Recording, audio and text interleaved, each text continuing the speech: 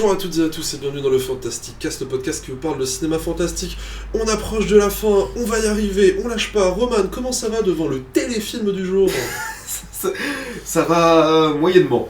Ça pourrait être pire, mais ça pourrait être beaucoup mieux. C'était chiant, hein. C'était chiant. C'était chiant. Allez, vas-y, raconte-nous Home for the Holidays. Home for the Holidays. Alors ça raconte Le pitch quoi? est bien, par contre. Le pitch est cool. Donc ça raconte quoi? Ça raconte l'histoire d'un père qui, d'un âge avancé qui convoque ses trois filles. Ah, c'est trois filles? Oui. Oui. Qui convoque ses trois filles. 4 4 ou 3. Je sais plus, c'est filles. Qui convoque ses filles. Je crois qu'ils sont 3. Qui convoque ses filles chez lui parce qu'il est persuadé que sa nouvelle femme veut l'assassiner.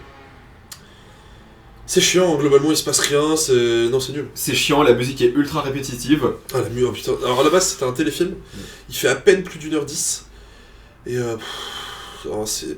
Le film, je l'ai vu mais 1 milliard de fois. Je disais que To Hello Good Night m'était tombé des yeux, là je suis tombé du film en tant que tel. Il ne se passe strictement rien. Et ça devient vite usant quand on comprend que globalement il ne va rien se passer. Parce que oulala, les gens meurent. Non, doucement. Ils disparaissent au grand maximum. Voilà, même si le tueur a un design cool avec... cool. Original au moins avec son espèce de ciré jaune et son râteau. Sa fourche, ouais. Éventuellement, mais c'est... C'est poussif, et c'est écrit, si je dis pas de bêtises, par le même qui a écrit Psychose. Bah, putain, on en est loin, hein. On en est vraiment, vraiment loin. Et donc en fait, c'est... Le gros problème de Home for the Holidays, je trouve, c'est que c'est un téléfilm qui ne dépasse absolument pas son stade de téléfilm. Et là où, aujourd'hui, le terme téléfilm peut être un peu galvaudé, parce que qu'est-ce qui finalement est un téléfilm quand les films peuvent arriver directement sur plateforme? Bah à l'époque, téléfilm, c'était vraiment pas la crème de la crème, et... Pour un duel de Spielberg... Alors oui, c'est un des co-scénaristes de Psychose, ouais. Ça. Pour un duel de Spielberg, on a 25 000 Home for the Holidays. Et c'est complètement inintéressant. Je suis incapable de donner l'évolution du film, de donner des scènes, tout glisse et rien ne reste. C'est assez misérable, je trouve. En fait, j'ai pas l'hostilité que j'ai vis-à-vis d'Elves, parce que Elves, je me rappelle beaucoup trop pour lui accorder mon pardon. Là, juste, ça me glisse dessus, il n'y a rien qui reste, et c'est terne, c'est pas... Et c'est terne, mais sur tous les aspects, quoi, c'est...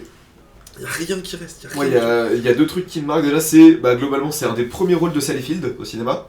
Donc Sally Field, la mère de Forrest Gump, la tante May des Amazing Spider-Man. Donc, qui, du coup, ça fait bizarre de la voir jeune, parce que j'ai pas l'habitude de ça.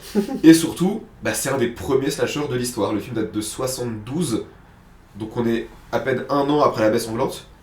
On est 2 ans avant Black Christmas, on est 6 ans avant Halloween. C'est globalement assez neuf le slasher à l'époque.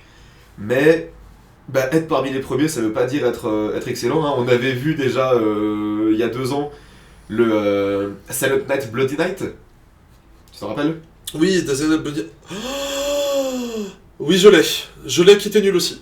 Mais en fait... Et qui date de la même année, du coup, 72. Ouais, mais typiquement, ça se voit que c'est des graines posées qui vont devenir des... qui donneront le slasher qu'on connaît plus tard.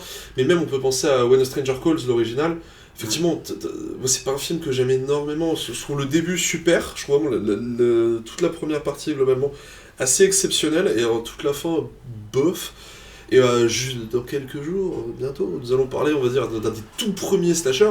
Et j'ai déjà un amour vachement plus prononcé pour celui-ci, qui en plus d'avoir vraiment plus formellement les codes, a une mise en scène, a un commentaire social, a tellement de choses en plus, que là, qui a vraiment juste pour le mérite d'être... d'avoir une formule, un début de formule, qui sera plus tard utilisé, qui deviendra un genre qu'on apprécie. Vraiment, c'est...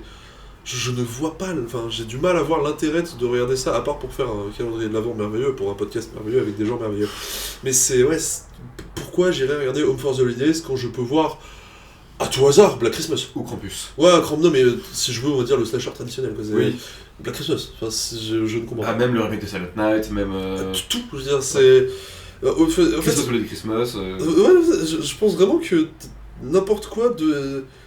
Ouais, est meilleur que ça. C'est vide, c'est terne, c'est chiant.